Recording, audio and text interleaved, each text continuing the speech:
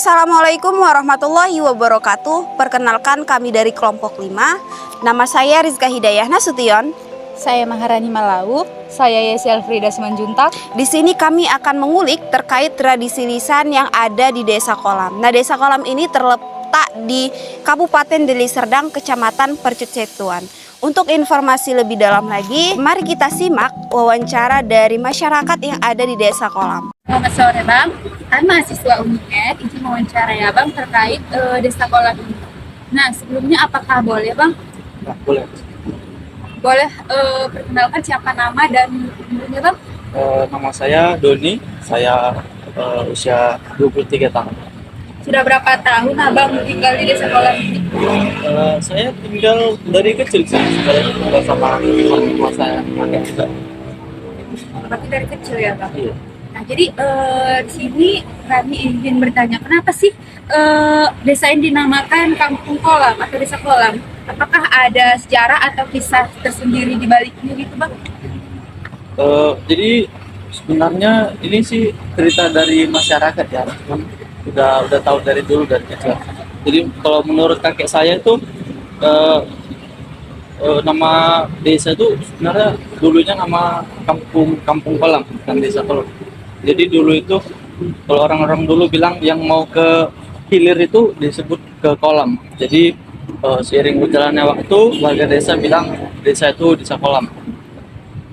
Terus karena ada pembangunan juga, pembangunan itu kalau nggak salah di 5 titik, ada 5 titik. Terus seiring berjalannya waktu, jadi desa itu juga ganti dari kampung jadi Desa Kolam supaya lebih menunjukkan identitas desa itu. Jadi kira-kira berapa kepala keluarga sih Bang? Berapa orang sih jumlah penduduk di desa itu? Kalau menurut dari ketua RT yang sekarang itu mungkin sekitar 7.000-an kakak. Lalu Bang kira-kira sudah berapa tahun desa ini berdiri dan sejak kapan? Pengetahuan saya sih sudah lebih dari 100 tahun ya. Dari sekitar tahun 1877 sampai sekarang. Berarti Desa Kolam ini udah termasuk lama kali ya Bang? Iya, udah lama.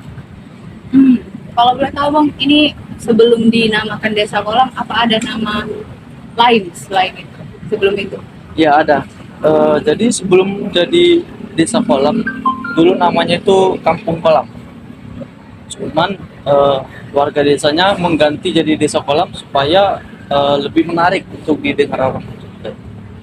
Apa hal yang menonjol atau sesuatu yang menjadi daya tarik di desa ini? Misalnya monumen atau apa gitu Bang?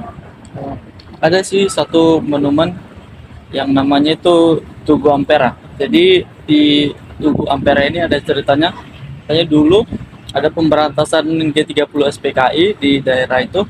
Terus dalam pemberantasan itu ada 2 korban yaitu Jacob dan Adlin. Jadi untuk mengenang 2 jasa mereka dibangunlah Tugu Ampera. Terus satu lagi yang saya tahu itu ada Masjid Al-Hakim. Masjid itu terbuat dari kayu sama daun nipah. Atapnya itu daun nipah. Terus dulu katanya Belanda sempat menggeledah tempat itu. Baik, apakah sejarah daerah ini mempengaruhi budaya dan tradisi yang ada saat ini di Desa Kolam? Menurut saya sih berpengaruh ya, cuman saya rasa anak-anak muda sekarang kurang tertarik dengan sejarah desa ini. Terus banyak juga memang keluarga yang mulai berpindah ke lokasi lain, nggak di tempat itu. Jadi mungkin ceritanya sudah berkurang, jadi nggak terlalu dikenal sama orang lain. Baik, pertanyaan terakhir nih Bang, apa saja agama dan kepercayaan yang dianut oleh masyarakat di daerah ini?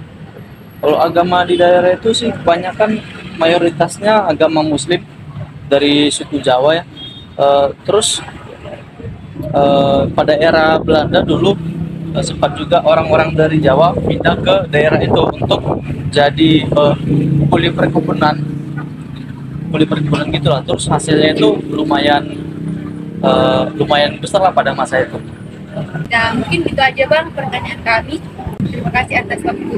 Ini merupakan ikon yang ada di Desa Kolam, yang menjadi salah satu ciri khas dari Desa Kolam tersebut.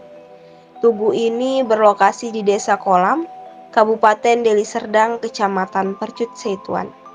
Tugu ini masih berdiri kokoh, berada di dekat parit dan di belakangnya terdapat hamparan sawah. Berdasarkan catatan sejarah yang telah kami temukan, saat Partai Komunitas Indonesia dinyatakan ilegal oleh pemerintah, saat itulah berbagai gerakan muncul untuk memberantas PKI. Begitupun yang terjadi di Sumatera Utara. Pemuda Pancasila beserta massa lainnya mengatur strategi untuk memberantas PKI di Kampung Kolam, di mana Kampung Kolam tersebut sebagai mayoritas penduduknya dianggap sebagai pendukung partai komunitas itu. Saat itu disebutkan 2 orang pemuda Pancasila tewas di area ini. Maka dari itu dibangunlah tugu yang mereka sebut dengan Tugu Ampera untuk mengenang masa tragedi itu. Tugu ini juga menjadi simbol untuk mengenang peristiwa tewasnya seorang kader pemuda Pancasila dan HMI atau Himpunan Masyarakat Islam yang bernama M. Jacob dan Adlin Prawira. Ini terjadi pada tanggal 25 Oktober tahun 1965 dalam penumpasan G30 SPKI dan gugur di tempat atau di parit belakang monumen Tugu Ampera ini. Sekian informasi dari kami terkait tradisi lisan di Desa Kolam, dan kita sebaiknya sebagai penerus bangsa hendaknya melestarikan tradisi lisan di sekitar kita. Dan sekian dari video informasi kami. Sekian dan terima kasih.